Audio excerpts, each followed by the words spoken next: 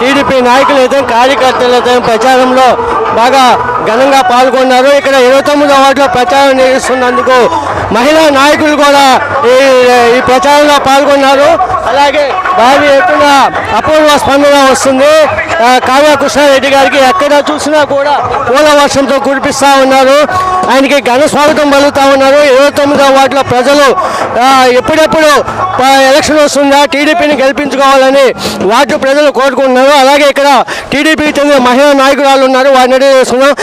Madam చెప్పండి, నిన్న పులివెందులు ఏమనంటే పాస్బుక్ల మీద సీఎం ఫోటో ఎందుకు ఉండాలని చెప్పేసి దాని మీద మీరే ఉంటారు మేడం? అదే విషయం నేను అడుగుతున్నానండి. ఎన్నో సంవత్సరాల నుంచి ఎంతమందో సీఎంలు మారారు.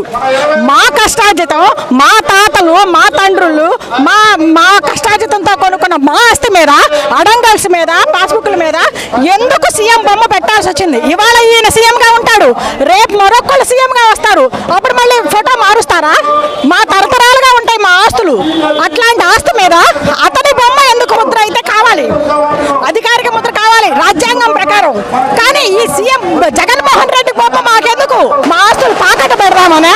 మా ఆస్తుల మీద మీకు హక్కు ఎందుకు కలిగించుకోవడం కోసం ముందస్తు చర్యలు ఇవన్నీ ల్యాండ్ టైటిలింగ్ మీద అనేక రకాల వాదోపవాదాలు వస్తున్నాయి. ఇవాళ సూటిగా నేను వైసీపీ శ్రేణులను అడిగేది ఒకటే, మా ఆస్తుల మీద పత్రాల మీద ఇప్పటి జీఎం జగన్మోహన్ రెడ్డి ఫోటో ఎందుకు పెట్టినట్టు? కారణం ఏంటి? మా ఆస్తులు జప్తు చేసుకుందామనేగా ముందస్తు చర్యలుగా ఈ విధంగా తీసుకొని రేపు మా ఆస్తులు మీరు ఒకవేళ కర్మగాలి మీరు గెలిస్తే మా ఆస్తులు తాకట్టు పెట్టాలనేగా. తాకట్టు పెడితే మాకు హక్కు లేకుండా పోద్దిగా. అంటే జిరాక్స్లు మాకు ఇస్తారా? ఇప్పుడు అసలు ఈ రోజున మా ఆస్తుల మీద, మా పత్రాల మీద మీ బొమ్మ ఎందుకు పెట్టారో వైసీపీ శ్రేణులు అందరూ ఈ విషయం మీద ఖచ్చితంగా మీరు సమాధానం ఇవ్వాలి. ఒక సీఎం జగన్మోహన్ రెడ్డి దగ్గర నుంచి వార్డు బాయ్ దాకా కూడా ప్రతి ఒక్కళ్ళు ఈ విషయంగా మీరు మాకు సమాధానం ఇవ్వాలి. యావత్ ప్రజానీకానికి తెలుగుదేశం తరపున చెప్తా, ప్రజలారా ఒక్కడి గుర్తుపెట్టుకోండి, ఈ రోజున జగన్మోహన్ రెడ్డికి ఓటేసి గెలిపించారంటే ఇవాళ మన అడంగల్స్ మీదే ఆయన బొమ్మ పెట్టుకున్నాడు, రేపు ఖచ్చితంగా మన ఆస్తులు తాకట్టు పెడతాడు. కాబట్టి దయచేసి ఎన్డీఏ కూటమికి అంటే ప్రధాని మోడీ గారు, పవన్ కళ్యాణ్ గారు సపోర్ట్ చేసిన చంద్రబాబు నాయుడు గారు సైకిల్ గుర్తు మీద ఓటేసి గెలిపించారు. ప్రభుత్వంలో మహిళలపై దౌర్జన్యాలు జరుగుతున్నాయి అంటున్నారు.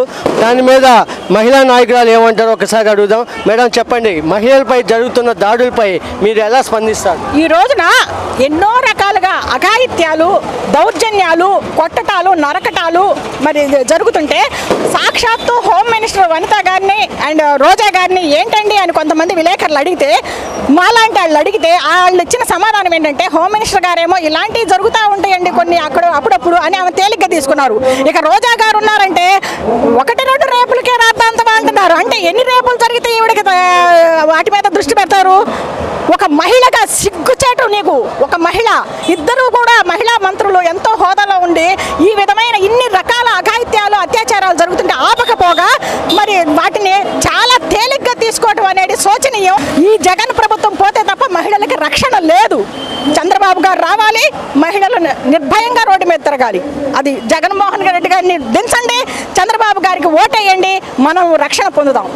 అలాగే మహిళలపై జరుగుతున్న దాడులు ఇవన్నీ అధికార పార్టీలో విఫలమయ్యాయని చెప్తున్నారు. అలాగే మహిళలకు న్యాయం జరగాలంటే టీడీపీ గవర్నమెంట్ వస్తేనే మహిళల పట్ల కానీ అభివృద్ధి పట్ల కానీ అన్ని విధాలుగా లబ్ధి చేకూరుతుందని చెప్పేసి ఇక్కడ నాయకులు చెప్తున్నారు. కెమెరా పర్సన్ సాయితో మధు, CMD న్యూస్ కావాలి నుండి.